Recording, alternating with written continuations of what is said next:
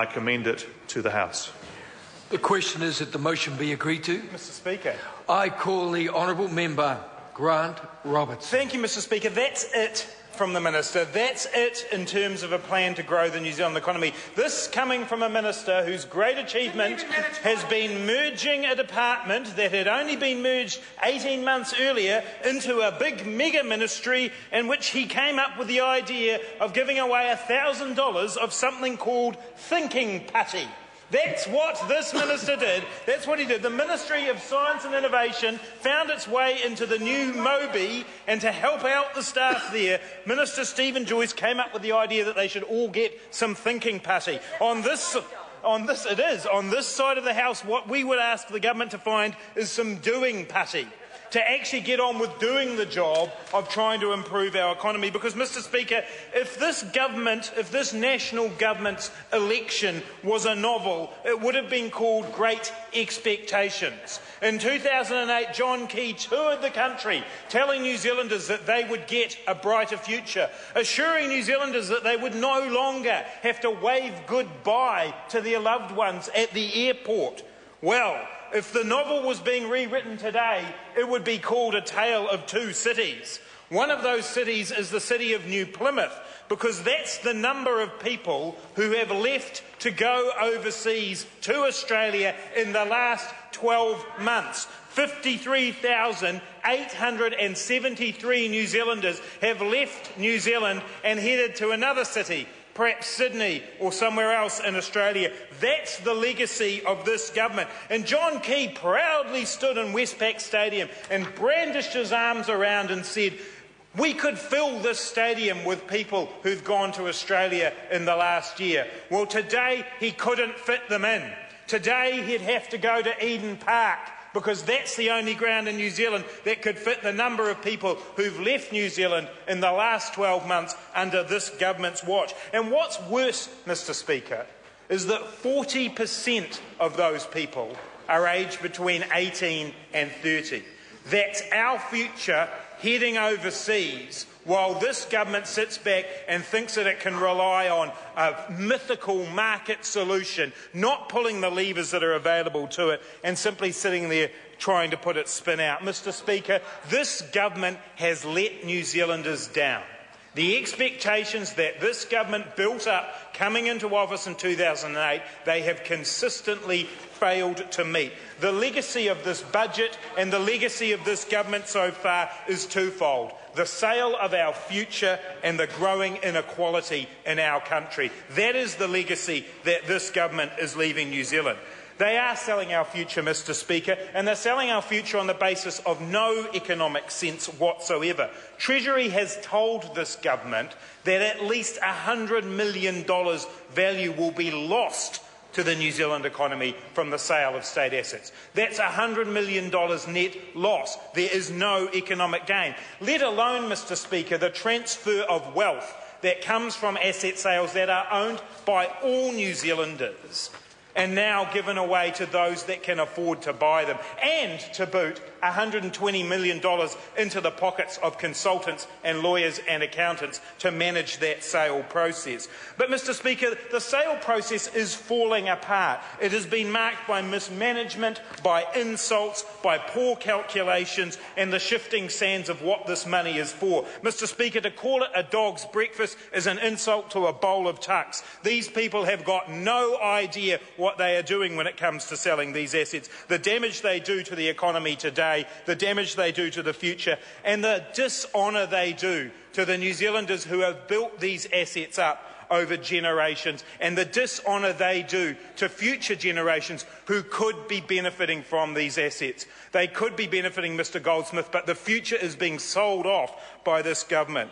And that's it, Mr Speaker. There's nothing more to the government's economic plan. When a group of New Zealand business people, the Pure Advantage Group, come to the government and they say, there's an opportunity for New Zealand to grow an innovative economy that's built off our natural environment, that doesn't see the economy and environment in some kind of battle to the death like this government does, but actually sees the two together as being the future of sustainable economic growth and a fair society. A group of business people motivated to do that, and they are dismissed arrogantly dismissed by Stephen Joyce, who says he's not interested in that kind of approach, dismisses them as being self-interested.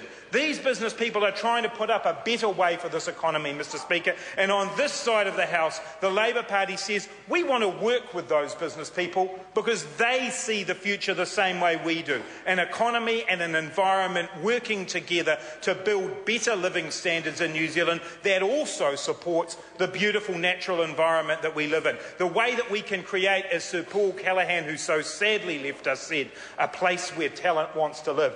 This government is driving talent away from New Zealand every single day, and it is a shameful record for them. And so in the end, the government's reduced, with all the big ideas of being a financial services hub and the cycleway and the job summit where there were more people there than jobs created by it, all the big ideas, and in the end they come back and circle their wagons around the asset sales and digging holes in the ground. It's not a strategy for future sustainable economic growth, Mr. Speaker. But the other legacy of this government, Mr. Speaker, is the growing inequality in this society, the growing gap between the rich and the poor. And what did this budget do to try to reduce inequality? Absolutely nothing, Mr. Speaker. In fact, it increased it. Just look at some of the measures that range from the bizarre to the plain mean.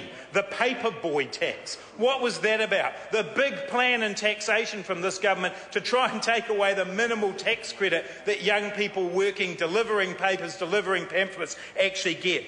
Actually abolishing, Mr. Speaker, allowances for postgraduate study. How backward-looking is that from this government? We want more people undertaking postgraduate study. We want more New Zealanders improving their skills and qualifications, and the rug is pulled out from under them by this government, taking away their allowances. Let's not forget something that has not been talked about enough: prescription charges going up. It may only be a small amount of money to members on the other side of the House, but a visit to any pharmacy in New Zealand will show you the number of unpicked up prescriptions, particularly in low socioeconomic areas, and the pharmacist will tell you that that charge makes a difference. And that's what this government did. They put prescription charges up. And nothing around child poverty. No measures. The Minister wants to deny child poverty. She wants to say that people come in and out every day. She doesn't want to measure it because she doesn't want to have to face up to the damage that her government is doing to New Zealand. And the unfairness in New Zealand, Mr. Speaker, will grow. Yesterday we heard that CEO wages in New Zealand rose by 9.9% in the last year. 9.9%. New Zealanders understand, Mr. Speaker, that we're in tough economic times. They've accepted a lot from this government in terms of belt tightening, but when it comes to the CEOs, nearly 10% wage increase compared to 1.6% for the average worker. This government needs to face up to the fact that inequality is getting worse, and its legacy as a government will be the selling off of our future and the loss of New Zealanders' ideal of an egalitarian society. Mr. Speaker, the Labor Party has a different vision. It's a vision where we grow a sustainable economy and we create a fairer society, where we actually allow people to achieve their potential no matter where they're from.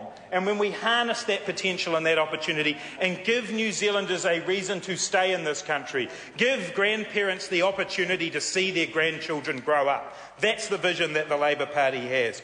We want to focus on creating jobs, on having the government play a role in pulling the levers, big and small, that help an economy grow, making sure that we support New Zealand firms, but also addressing the big issues that this government keeps running away from, getting better monetary policy that supports exporters, making sure that we have proper savings to help businesses grow, making sure that we address the sustainability of a universal superannuation system, and making sure we have a fair tax system that ensures that we have the opportunity in New Zealand to grow. The Labor Party has a plan to bring a fairer society, Mr. Speaker. It is built around the creation of a world-class education system, of bringing the economy and the environment together and ensuring that all children in New Zealand have the best start in life. We can invest in our potential for the future. And if we invest in our potential, if we create equality, that creates the obligations we have to one another in our society. A social contract where people know the government is on their side. That is what the Labor Party will bring to government. That is what is missing from this government. This government is now a tawdry government with no plan for the future, and the Labor Party will hold them to account every single day in this House. But moreover, Mr. Speaker, we will bring to the country a plan for a fairer society built off a strong, sustainable economy. I call the honourable member Gareth Hughes. Tēnā